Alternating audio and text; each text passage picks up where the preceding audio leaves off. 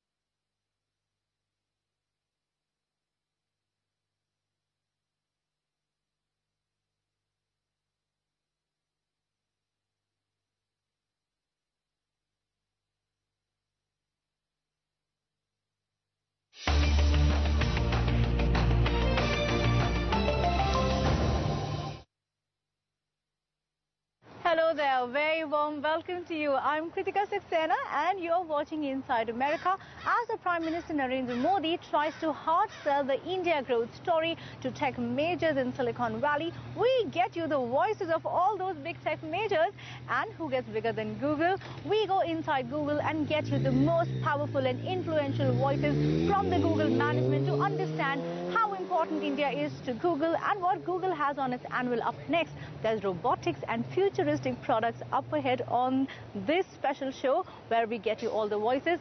First up is the man behind Google Search and the lady behind Google Now. When Sundar was appointed, people were saying that he is the blue-eyed boy, but people call you the hidden jewel of Google. So tell me, search is, of course, the widest function. Google is now streamlining its operations. What really are the immediate challenges that are facing you right now? And we're talking about Internet of Things, we're talking about innovation, we're talking about the next technology wave of revolution. So for Google Search, what is the next wave of revolution? What is the next product which will change the technological landscape? Look, clearly we are changing search. In the last 3 years, we have completely changed search and made it fit for mobile. So we feel very good about where we are in mobile. Okay. The next set of challenges are going to be how do we build a mobile product that actually is beneficial to 1 billion users in India, 5 billion users in the world, because by some projections, by 2020, the world would have 5 billion internet connected users, and we want to reach everyone. We want to build a product that they can use to improve their lives, their families' lives, their communities' lives. And that's the biggest challenge. So as to what does it take? Things like Google Now are a big investment for us to build a product that 5 billion users can actually use and enjoy. Okay, so Google Now, one of the largest investments that we've seen in recent times. You've probably had the most success, the fastest success that we've seen. But I'm going to ask you a slightly different question, and I'll ask you about India directly. The challenge that Google Now is facing in India is localization. There is the obvious issue of localization. How are you really countering that? Not just in India, I'm talking about across the world. How are you bridging that gap? And of course, you have to be at the forefront of that. Yes, this is exactly where we spend a lot of time. And like personally, I spend a lot of time obsessing over. And there's actually two things to what you said, and I'm amazed that you're zeroing in on the two things that we work on. One is really making sure that what we provide, and with Google Now, we're saying, hey, how can we proactively assist you? Yeah. But what assistance you need sitting here in the Silicon Valley where you're stuck on traffic on 101 highway is completely different from what, the Sabjiwali in Surat needs, right? Yeah. So so one question for us is how do we get relevant there, right? So in our case, what we've done is we've done a wide swath of user studies in India, in Indonesia, and said, guess what? Let's start from scratch. What are the points of daily life assistance that people need? right? So obviously it's things like train schedule, it's things like, you know, daily astrology, it's things like the cricket score when, you know, IPL happens. It's very different in India, very different in Indonesia. That's one big challenge, localization. For us, I think the second big challenge is how do we actually teach users? Many of these users are coming online for the first time using mostly Android phones, and how do we actually teach them? There's this treasure trove of information waiting for them in the web that, you know, if only they knew tools like Google Search and Google Now, they would use. For us, that's the other big challenge, right? My mom, I mean, who is educated, who uses a phone, she didn't, for example, know that you could actually go online and find, you know, like use Translate to like, you know. Okay. I mean, one of the things that users don't know that we have built some of the best Hindi speech recognition system. But the complaint is that it doesn't work that well. Oh, what do you mean? I use it all the time and it works perfectly. Okay. So just yesterday we published a blog post which said that we have built the best speech recognition system in the world. We are pushing the scientific boundaries. And so I've been testing it myself. We know that it's hard for people to type in Hindi, even though we built a great Hindi keyboard as well. At the same time, we have built the best Hindi speech recognition system, and you combine that with our knowledge graph, which we have brought to India early on, and what you get is a very different mobile product, which is what gets me so excited about the future in India. Okay, so you're excited about the future in India. There's a lot of prospects there. As you said, you know, a lot of challenges to conquer, yes, but the growth opportunity, the innovation opportunity is tremendous, yes. But the issue of regulation is something that is prevalent. The Prime Minister Modi is in the Silicon Valley. He's going to be discussing all these issues. Yes, but how are you conquering this? Because on a daily basis, there is privacy issues. There is issues with respect to your regulatory hurdles. How are you able to keep the customer happy and yet, you know, handle something as basic as privacy laws? Your report itself said that India is the toughest when it comes to basic privacy norms. Yeah, so let's just break it down to first principles. First of all, we have built Google for our users. We deeply believe in free information brought to every user would improve their lives, okay? That's the very first thing. So everything we do at Google is thinking about the users first and building a search engine, building answers, knowledge graph, and Google Now for our users. At the same time, when it comes to regulation, look, we operate in multiple countries and we have to abide by every country's law, okay?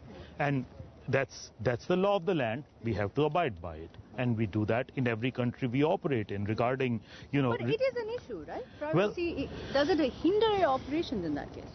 Well, we don't actually think about it from a privacy angle in that sense all the time. We first think about the user, and then thinking about the user, we build products, and then we need to make sure that those products abide by local laws. So if a government's valid local law requests, if they send it to us, yes, we'll comply with it. Okay. So that's how we think about it. Okay, fair enough. I'll come back to India in just a bit. But, you know, innovation is, of course, the one thing that this campus breathes on. I want to talk to you about some specific areas about innovation.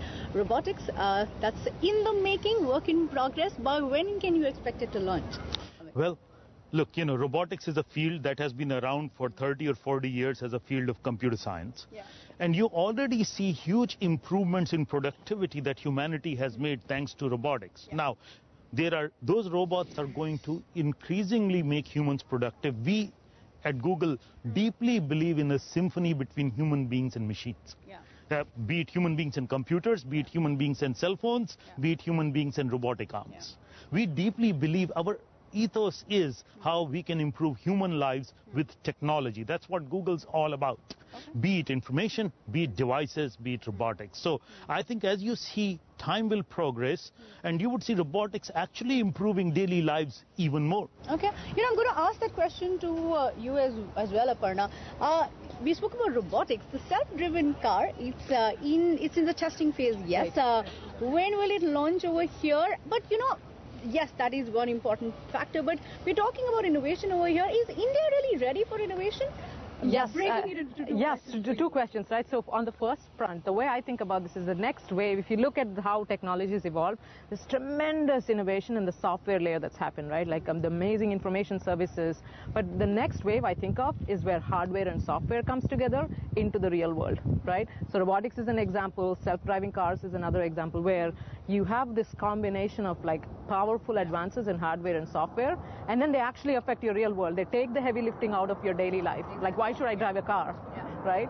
So that's, I think, like the next big shift that's happening, and obviously Google and many other companies are looking at it. To your question about India, I think if you look at the first platform shift with internet, and I was part of that in 1999, I first joined an MIT startup which made internet much faster. And what's different from that platform and this, for me, is just the reach of phones in India and the fact that there's a revolution. No, but you know, is India ready for a self-driven car? Do we have the ecosystem? And that brings me to my second question. I'll take that to Amit quickly, as completely out of time there. But, you know, the issues of basic internet connectivity is in there, which of course Google now suffers with all the time. How do you conquer that? How do you look at self-driven cars, robotics? How do you look at, you know, clothes which can detect No, but touch I think the through one point internet? there worth making is that I think innovation there may not come in the form of self-driven cars or robotics. It'll be custom to what the people there need, right? I think that's the... So for instance? I mean, for instance, take access as an example, or take cell phones as an example. Not everyone can afford a 50,000 rupee cell phone. And Android has made it possible for great cell phones to be available in 6,000 to 10,000 rupee price range. Now, that is the first barrier that you have to knock down to bring this beauty of internet to everyone. And that's why with Android and various other things we are doing, we want to bring technology to everyone in India. Okay. When is Android Android Pay? That's the word, right? Android Pay. When is it launching? Well, Android Pay launched here in the United States, and we are looking at the feasibility of various banking systems and how we can work with them. As soon as we can make it work with the local partners, because Google is deeply based on partnerships, we would bring it to India. Last question to you, Amit, to wrap up. Indian government, a lot of talk about Digital India, a lot of talk about Make in India. How can Google contribute? I cannot be more excited about Digital India, because fundamentally we don't believe that any one company can bring the internet to everyone in India, and everyone in India deserves the joy of information that I, living in the West, has enjoyed. So but the government hasn't done enough yet. Well, it would be a partnership between the government and private companies. Maybe private companies building phones that are sub $100 and government bringing access through various mediums. Which is what would be discussed, right, in these various meetings. And I look forward to that.